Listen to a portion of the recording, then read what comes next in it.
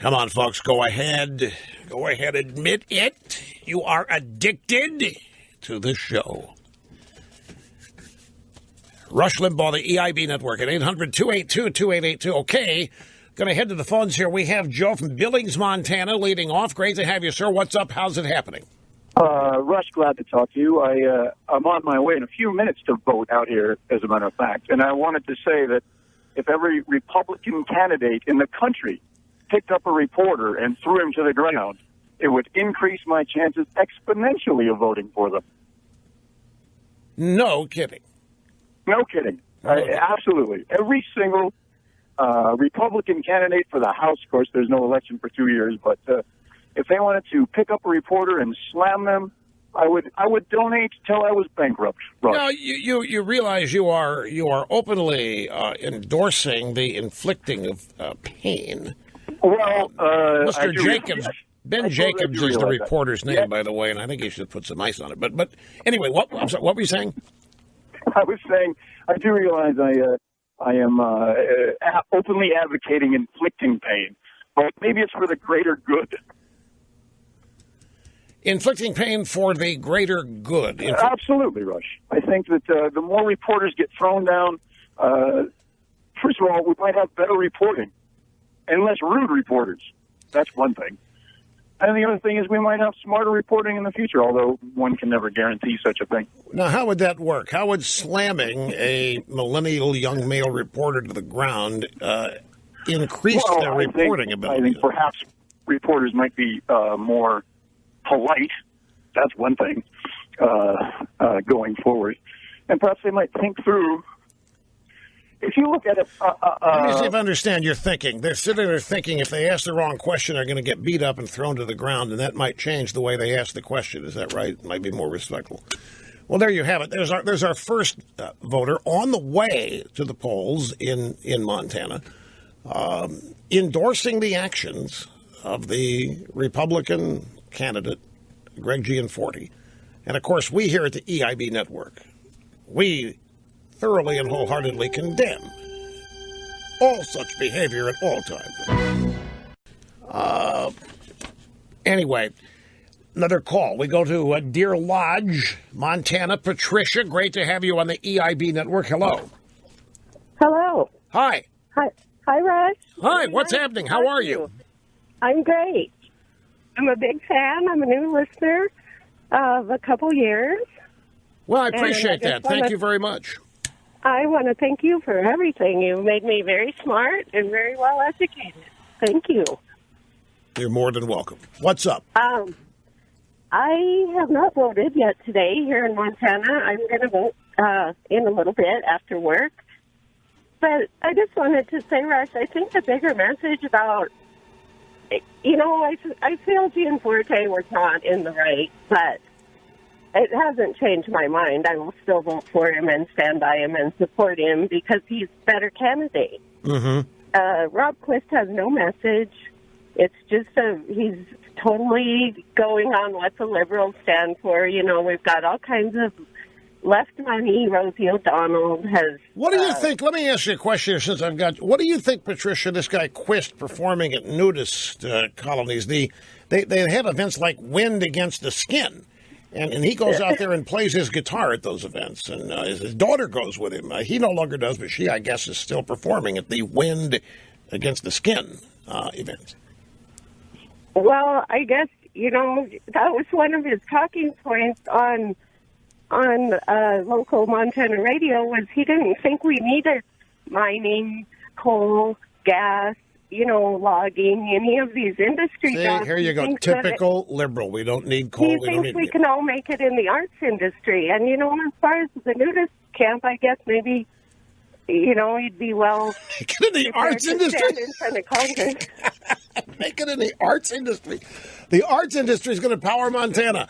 I love it. That's what okay, so you disapprove of the actions taken by Gianforte, but you're still going to vote for him later today because you think he's a better candidate. Well, I don't totally disapprove. I'm kind of sure that guy probably had it coming. We have personal space up here. He doesn't you totally don't get my disapprove personal now. Space, and I won't get near space. It's kind of just a it's the way we live. That's a very, very wise life philosophy. Don't get in people's spaces and don't let them in yours. I understand, but from the beginning of the call to the end, she moderated her position. Now she's not totally disapproving of the event. I can't thank you enough, Patricia, for calling and being in the audience. Very much appreciate that, and thank you. I'm glad you got through. We'll be back, folks. Don't go away. And here's John in Montana, south of Missoula right now. How are you doing, John?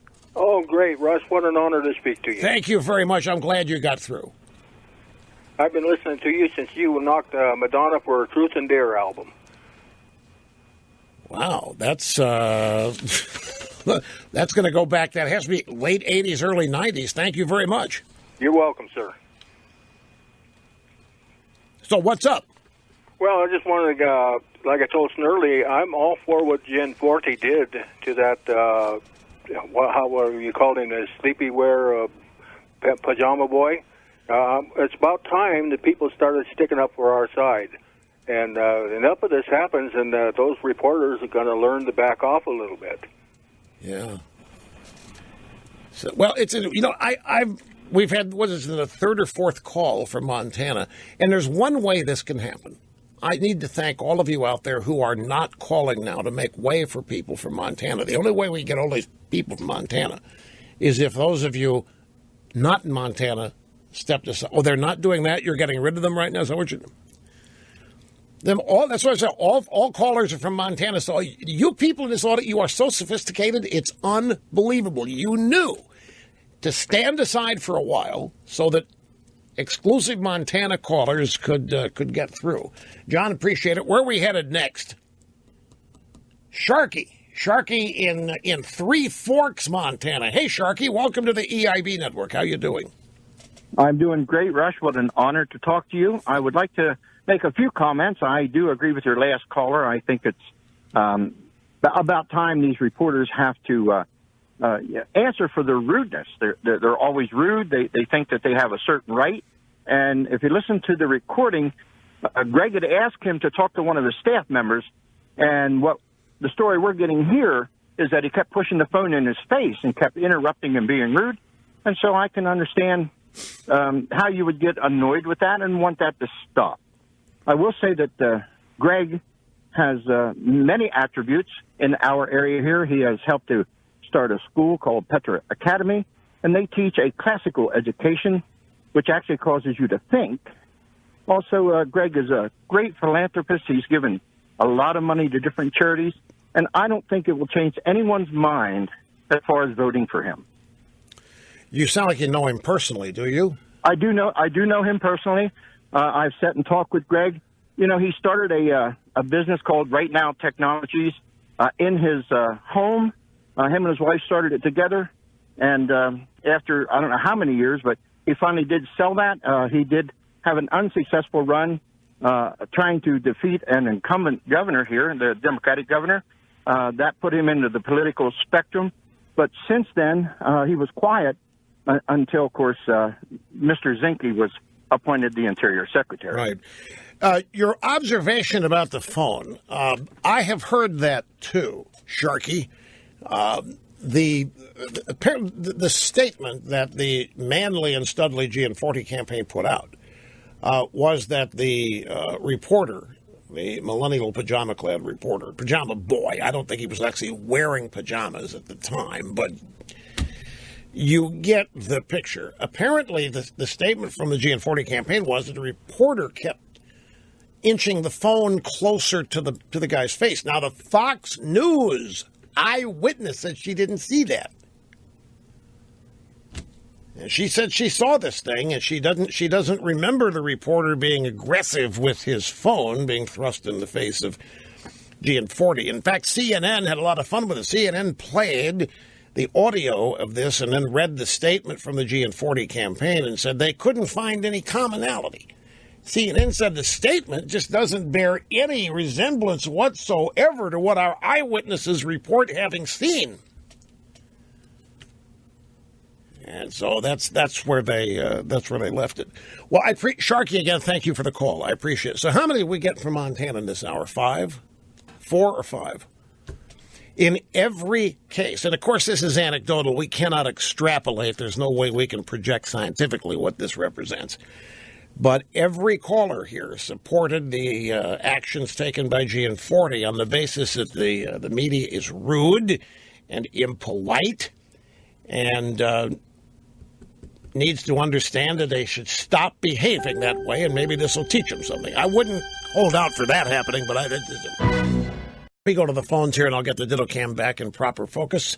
We have Missoula, Montana. We're still there, and we go to Joanne. Welcome. It's great to have you here, Joanne. How are you? I'm great. Dittos from Missoula.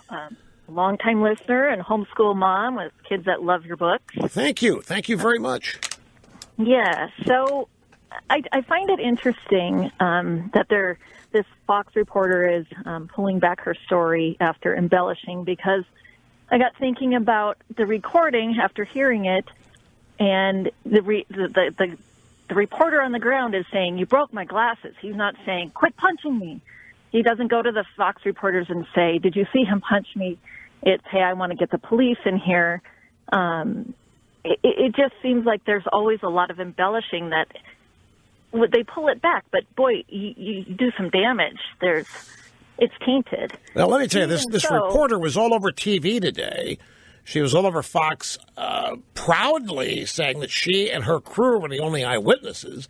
And so, because there was no video of this, so she was detailing what happened. And then later, when she goes on the Loringham radio show, she walks it all back. So I can't be sure that he actually grabbed his neck. Right. He might have grabbed his shirt. But look, for hours, starting last night, look what everybody has believed. And it hasn't changed my mind. I'm still voting for Gianforte, as is many that I've spoken to. And I found it interesting, too, on the it's called Talkback on the radio this morning. It's a local open line discussion program, and they were forewarned that CNN was going to be listening in to kind of get a pulse of where the voters were after last night's events. Now, what happened? What happened? The majority are still with Gianforte. He represents what we want politically, and we all have flaws. And okay, violence may not be the greatest thing, but this man has been through a long, long campaign. He ran for the Senate first. He's been abused and lied about. And boy, you get to a point, enough is enough. I know a lot of people have this attitude. Enough is enough. But see, he's a Republican. And so it's never going to end, Joanne. Right. It's never going to end. Even after he wins, if he does, it's never going to end. And if, they're not going to stop. Tom in Frenchtown, is this Montana? Welcome, Tom. Great to have you on the program with us today. Well, thank you, Rush. It's a real pleasure to be talking with you. I think that this whole this whole problem here in Montana it's a setup, because Gianforte has run for governor, which I voted for him. A long campaign. This is kind of a short campaign, but it's really peculiar to me that all of a sudden there's a problem. And the reason for that is that Quist was heading downwards in the polls. So let's move it up a little bit and see if we can save him. And I've never heard of Quist ever, although I don't hang around folk singers at nudist camps. No. Well, yeah, that's unless you visit the Wind in the Skin Sun Fun Festival, you might not have heard the guy. He croons country songs out there with his daughter. Wears a cowboy hat, bales of hay. But you think it's a setup? That would imply the reporter is in on this and trying to create an event. Now, I don't know about that, but I'll tell you what did happen. The only eyewitness reported that the manly and studly Gianforte grabbed this 125-pound pajama boy millennial reporter for The Guardian by the neck and threw him to the ground like a dirty dish rag. And the American media erupted. This is unseemly. This is unacceptable. This is just what Trump would do. This is horrible. And they ran to condemn it. Gianforte, a rotten, horrible guy. And then a few hours later, the eyewitness walked back the details. The eyewitness here is Fox News' Alicia Acuna. And she, after a few hours under intense questioning, admitted that she's now not sure that she saw Gianforte grab the pajama boy by the neck. She saw his hands go up, but she can't for sure say that his hands went around the little neck there of the guy. And so she's walking it back. I've been watching CNN ever since, and they haven't mentioned the walk back. CNN has not updated the story. As far as CNN viewers are concerned, nothing's changed. The Republican candidate practically punched the guy out, then sat on him and kept punching him some more, broke his glasses, and then told the guy to go to hell and get out and walked out of there. That's the way CNN's that account has been now walked back by the only eyewitness. Now, Tom, before you go, have you voted? About a week ago, I mailed in, and I would vote for him 10 more times if I could. Right. We had a guy earlier today say he would go bankrupt donating Gianforte if he had to. But, of course, that would be illegal. You can't give that much money to any one candidate unless it's the Clintons and their foundation, and there's no limits. But, Tom, I appreciate the call. So we haven't found, and it's now 6 calls we've had from Montana today. And I know it's not enough to extrapolate to anything scientific, but we haven't had a single caller claim that they were not going to vote for the Republican or wish they could have their vote back, having already voted, because 70% of the vote's already in the early voting. Yes, we've all, most assuredly, from the moment the program began, we have been condemning this unwarranted act of bullying brutality that's simply unacceptable. It's unacceptable in our politics. It's not acceptable for stylish, manly men to go pushing around a bunch of young millennial reporters this way. It's just not acceptable. So yes, this of course needs to be restated so that people are once again reminded of this. And then we openly questioned, despite all that, doesn't matter what we think here, it matters what the Montana voters believe. And so far, no change, other than added intensity for the Republican. Appreciate the call, Tom. Another break, but we've got more on the other side as always.